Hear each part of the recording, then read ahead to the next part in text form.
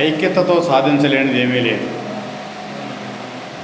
అదేవిధంగా రాబోయే కాలంలో ఒక కుటుంబంలాగా సమిష్టిగా ముందుకు వెళితే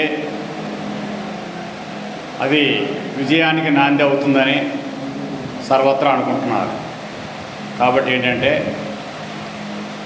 సమస్యలపై పోరాటం చేసే విషయంలో ఎలా ముందుకు వెళతామో 100% కొరకు, అదేవిధంగా ప్రతి విషయంలో కూడా సమస్యలు పరిష్కరించాక ఆ ఓటు బ్యాంకును ఒడిసిపట్టుకోవడంలోనే అసలైన లీడర్షిప్ ఉంటుందనేది వాస్తవం. కాబట్టి ఏంటంటే ప్రతి ఒక్క వ్యక్తి సమస్యను పరిష్కరించినప్పుడు ఆటోమేటిక్గా ఆ ఓటర్ సమస్యను పరిష్కరించిన వ్యక్తికి అభిమాన పాత్రుడుగా ఉండడం జరుగుతుంది. అయితే దానిని ఓటు బ్యాంకుగా మార్చుకోవాల్సిన పరిస్థితి ఆ నాయకుడికి ఉంటుంది. అలా ఎన్నికల సమయం వరకు ప్రతి ఒక్కరికి తమ వంతు సమస్యల పరిష్కారంలో అడుగులు వేస్తూ ఓటు అనే విత్తనాలు నాటినట్లే అవుతుంది.